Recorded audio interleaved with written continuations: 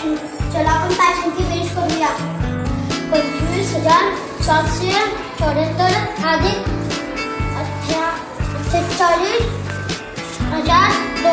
48,209. 48,209. 4 अधिक 4 आणि 9 13. इथं 3. खाली 1. खाली आले 8. इथं आले 9.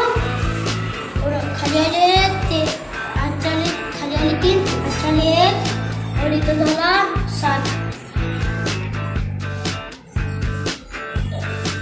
उत्तर किती आलं? उत्तर